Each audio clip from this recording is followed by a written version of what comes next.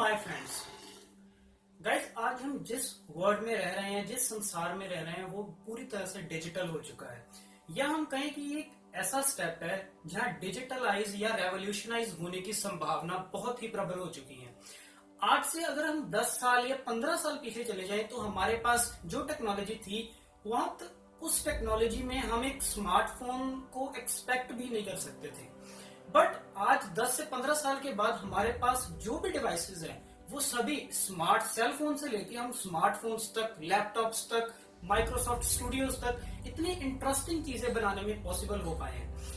अब तक जो लेटेस्ट टेक्नोलॉजी एडवांस हो रही है, फॉर एग्जांपल होलोलेंस, ये ऐसी टेक्नोलॉजीज आ रही हैं जो कि हमारे वर्ल्ड को बहुत ही खूबसूरत इमेज में पिरो रही हैं।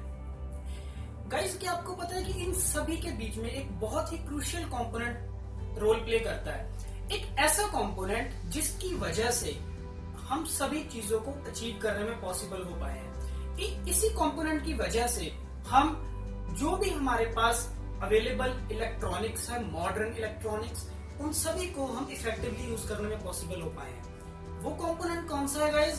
That is the battery.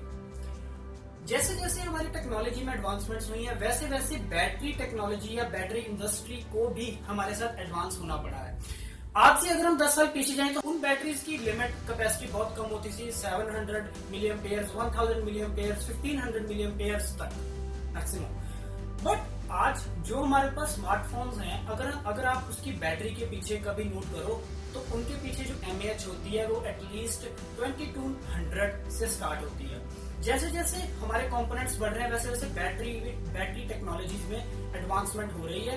अब वो एडवांसमेंट क्या है और वो कैसे हमारी फ्यूचर टेक्नोलॉजी को, हमारे फ्यूचर स्मार्टफोन्स को और हमारी यूजेज को कैसे इफेक्ट कर सकती है, क्या है मॉडर्न टेक्नोलॉजीज, एडवांस टेक्नोलॉजीज जो बैटरी के ऊपर अप्लाई की गई है, उनके पीछे की साइंस, आज हम इस वीडियो सेशन में इसी के बारे में जानेंगे। So guys, welcome to our channel Vincy Scitech and I am your host Jaydeep Singh. So let's start the learning.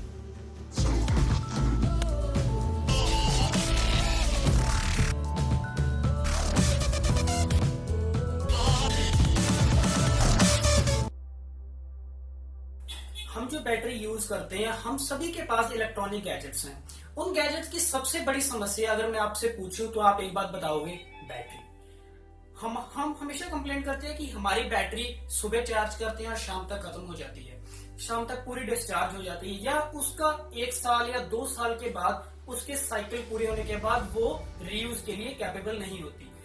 बड़ी बड़ी यूनिवर्सिटीज में रिसर्च हो रही है जिन्होंने ऐसी एडवांसमेंट टेक्नोलॉजीज के ऊपर काम किया है जो बैटरी को इस स्केल, अगर मैं बात करूं, अब हम ग्राउंड फ्लोर पे हैं तो ये ग्राउंड फ्लोर से उठाकर एक मल्टी स्टोरी बिल्डिंग के ऊपर ले जाएगी। इतनी एडवांसमेंट्स हुई है। तो उस बैटरी टेक्नोलॉजी के बारे में आपसे मैं 2 ऐसी एडवांस टेक्नोलॉजी के बारे में आज बात करूंगा जो कि इन फ्यूचर में सबसे ज्यादा स्कोप रखती है हमारे इलेक्ट्रॉनिक्स वर्ल्ड में आने के लिए। पहली बैटरी है जिसके बारे में बात करूंगा वो है गोल्ड नैनो वायर बैटरीज। ये battery university of California UC Berkeley Irvine में डेवलप की गई। इस बैटरी को अगर आप नेट पे सर्च करोगे तो आपको एक टैगलाइन मिलेगी, that is accidentally developed. Guys, ये बैटरी को कहा जाता है एक्सीडेंटली डेवलप हुई है, बट ऐसा नहीं है। जब भी साइंटिस्ट बैटरी टेक्नोलॉजी को स्टडी कर रहे थे, वो उसमें डीप जा रहे थे, तो उन्होंने एक बात नोटिस की, वो एक्सपेरिमेंट करते जा रहे थे। उस एक्सपेरिमेंट में क्या हुआ कि एक रैंडम एक्सपेरिमेंट हो गया, मतलब कुछ उन्होंने ऐसा कर दिया जिसकी उन्हें एक्सपेक्टेशन तो नहीं थी।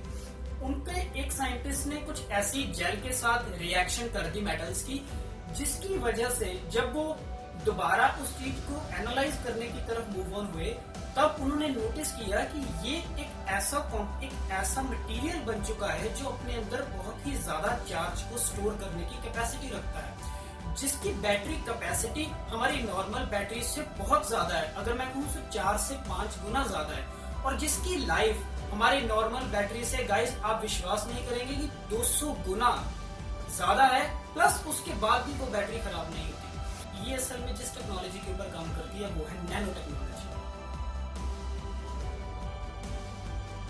इसमें बहुत ही छोटी नैनोमीटर की गोल्ड वायर्स का यूज किया गया है। उन वायर्स को बाद में मैग्नीशियम ऑक्साइड की लेयर के साथ कोट किया गया उन नैनो वायर्स को। अब नैनो वायर्स का साइज आप मान सकते हैं कि हमारे बाल से भी अप्रोक्सीमेटली 10,000 से 50,000 गुना छोटा होता है। इतनी छोटी गोल्ड वायर्स को उन्होंने मैग्नीशियम ऑक्साइड के साथ कवर किया। उसके बाद उन्होंने उसे एक इलेक्ट्रोलिटिक जेल में डुबोया गया, मतलब एक पर्टिकुलर इलेक्ट्रोलाइट सोल्यूशन कंपाउंड है। अब इस सारे प्रोसेस को करने के बाद उनके पास जो रिजल्टेंट मटेरियल आया वो मटेरियल 5 से 6 गुना ज्यादा चार्ज स्टोर करने में कैपेबल था। प्लस उसकी लाइफ, अगर हम नॉर्मल कन्वेंशनल बैटरीज की बात करें तो आप जानते हैं कि मोस्टली 1500 साइकिल्स इनकी लिमिट होती है, इसके बाद ये खत्म हो जाती हैं। अब उस बैटरी की लाइफ जब उन्होंने टेस्ट की तो उन्होंने 3 महीने में 3 मंथ्स में इसको 2 लाख बार रीचार्ज डिस्चार्ज किया, मतलब उसको 2 लाख साइकिल्स दिए गए। उसके बाद भी ये कैपेसिटी सिर्फ अपना 5% बैटरी ही लूज कर पाई। इस चीज को मैं एक और छोटी सी एग्जांपल के साथ समझाता हूं ताकि हम लोगों को बहुत ही क्लियर हो कि असल में ये प्रोसेस होता कैसे है। मेरे पास 2 पानी के ग्लास, अब क्या है, मान लीजिए कि ये हमारा बैटरी है। अब जब भी हम किसी स्मार्टफोन को या स्मार्ट गैजेट को यूज करते हैं तो वो बैटरी डिस्चार्ज होती है हमारे फंक्शंस को पूरा करने के लिए। मान लीजिए कि ये बैटरी डिस्चार्ज हो रही है, अब ये बैटरी इस ग्लास में पड़ी जिससे वो बैटरी पूरी डिस्चार्ज हो गई। अब जब हम दोबारा उस बैटरी को रिचार्ज करेंगे with the help of A charger तो वो अपनी कैपेसिटी को रीगेन करेगी, सारा चार्ज उसमें दोबारा स्टोर होगा। अब यही प्रोसेस हम बार बार करते हैं, रिचार्ज करते हैं और फिर डिस्चार्ज करते हैं। अब इसकी वजह से क्या होता है कि बैटरी अपनी कैपेसिटी को लूज करना शुरू कर देती है after long run. But guys, जो नैनो वायर की टेक्नोलॉजी के ऊपर बैटरी बनी है वो बैटरी 2 लाख साइकिल तक ऐसे प्रोसेस होने के बाद भी सिर्फ अपनी बैटरी को 5% ही यूज कर पाती है। ये पानी सिर्फ 5% ही खत्म हो पाता है। अब ये तो हो गई जो technology UC university of California में बनाई गई थी। अब जो दूसरी टेक्नोलॉजी के बारे में मैं आपसे बात करने वाला हूं वो है ग्राफीन बैटरीज। ग्राफीन ऐसा मटेरियल है दोस्तों कि जो साइंटिस्ट को कहीं अगर एक वरदान के रूप में मिला है, एक ऐसा मटेरियल जिसकी एक्स्ट्रा ऑर्डिनरी कैपेबिलिटीज है जो अब तक पूरे ह्यूमन हिस्ट्री में किसी और मटेरियल में नहीं पाई गई। ये मटेरियल स्टील से 5 गुना हल्का है, सिल्वर से ज्यादा इसकी इलेक्ट्रिकल और हीट कंडक्टिविटी है, डायमंड से ज्यादा इसकी हीट कंडक्टिविटी है, और ये मटेरियल बाकी सब मटेरियल्स की अनलाइकली फ्लेक्सिबल है। मतलब आप इस मटेरियल को किसी भी शेप में तोड़ मरोड़ सकते हो बट ये टूटेगा नहीं। अब इस मटेरियल को यूज किया गया बैटरी टेक्नोलॉजी में बिकॉज इसकी एक बहुत इंपॉर्टेंट प्रॉपर्टी है, that is it behaves as a super capacitor. ये सुपर कैपेसिटर्स क्या होते हैं? ये वो कैपेसिटर्स होते हैं जो अपने अंदर बहुत ही जल्दी, जब वोल्टेज अप्लाई की जाती है, बहुत ही जल्दी एक पर्टिकुलर अमाउंट ऑफ चार्ज को स्टोर कर लेते हैं। अब जब भी आप अपनी बैटरी को चार्ज करते होगे तब क्या होता है कि पूरा का पूरा इलेक्ट्रिक करंट आपकी बैटरी को चार्ज करता है, मतलब आपकी बैटरी चार्ज को स्टोर करती है। अब जो ग्राफीन बैटरीज है वो सुपर कंडक्टर होने की वजह से वो जो चार्ज स्टोर करती हैं अपने अंदर वो बहुत ही फास्ट करती हैं, मतलब आपकी नॉर्मल बैटरी से बहुत ज्यादा गुना तेज स्टोर करती हैं, जिसकी वजह से वो एक एक्स्ट्रा ऑर्डिनरी कैपेबिलिटी दे पाती हैं जो हमारी नॉर्मल बैटरीज नहीं दे पाती।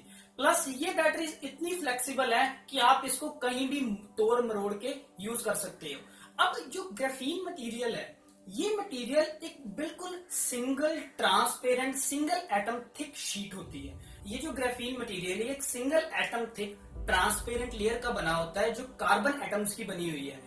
इस मटेरियल को दूसरे मटेरियल्स के साथ अभी तक जो साइंटिस्ट के पास चैलेंज आ रहा है कि इस मटेरियल को इंटेग्रेट कर पाना दूसरे मटेरियल्स के साथ पॉसिबल नहीं है। जनरली साइंटिस्ट ने आज से 10 साल पहले इस मटेरियल को कैसे अचीव किया था, उन्होंने जैसे हमारी पेंसिल होती है, पेंसिल के बीच में जो सिक्का होता है वो जनरली लेड का होता है, बट अगर वो सिक्का एक ग्रेफाइट का हो, because graphite is also a form of carbon. अब ग्रेफाइट के ऊपर से अगर आप सेलोटेप लगा के उसको स्ट्रिप करोगे तो उसके बीच में इंप्रेशन रह जाएगा काला काला जो कार्बन एटम्स होते हैं। अब अगर उसी कार्बन एटम्स को आप सेपरेट करते जाओ, मतलब उसे परत से परत निकालते जाओ, तो एक बहुत पतली परत बचेगी कार्बन एटम्स की जिसे कहते हैं ग्राफीन। ये एक ऐसा मटेरियल कि अगर एक हाथी के पैर में अगर पेंसिल लगा दी जाए और वो पेंसिल पूरी की पूरे भार से ग्रेफीन मटेरियल नीचे पड़ा उसके ऊपर पड़े, तब भी ग्रेफीन मटेरियल फ्रैक्चर नहीं होगा। मतलब इतना स्ट्रॉन्ग मटेरियल है कि आज तक हम डायमंड्स को समझते थे, बट ये बहुत स्ट्रॉन्ग है। और इसकी सुपर कंडक्टिविटी, सुपर कैपेसिटेंस की वजह से ही ये बैटरी टेक्नोलॉजी में बहुत एडवांसमेंट कर रहा है और साइंटिस्ट अभी तक इसकी जो चैलेंजेस आ रहे हैं उसको ओवरकम करने में जुटे हुए हैं, ताकि ये फ्यूचर में हमारे टेक गैजेट्स में आ सके। और गाइस, क्या आपको पता है कि अगर ये ग्रेफीन मटेरियल हमारे स्मार्टफोन या हमारे लैपटॉप में आ गया तो हमें, आप मान लीजिए कि हमें 10 से 15 मिनट में अपना पूरा स्मार्टफोन चार्ज मिलेगा, और प्लस ये अप्रोक्सीमेटली जो जहां तक हमारा यूजेज है 4 से 5 दिन तक खत्म नहीं होगा ये चार्ज, सिर्फ जो 5 से 10 मिनट में होगा। इतनी कैपेसिटी है इस ग्रेफीन मटेरियल की। So guys, this is all about the advancements and technology in the battery industry. So in future में बैटरीज में क्या मॉडिफिकेशन, क्या अमेंडमेंट्स होगी, आप मुझे जरूर बताइए। और आपको क्या पता है टेक्नोलॉजीज के बारे में जो बैटरी को और एनहांस कर रही हैं, और कैसे आप अपनी बैटरी को रोजाना यूज करते हैं, वो अपने कमेंट बॉक्स में आप लिख के मुझे जरूर बताइएगा। और आई होप आपको हमारा वीडियो अच्छा लगा, तो गाइस प्लीज लाइक कीजिएगा, सब्सक्राइब और शेयर करना मत भूलिएगा, बिकॉज हम आपके लिए ऐसी वीडियोस एडवांस टेक्नोलॉजी के ऊपर रोजाना लाते रहेंगे।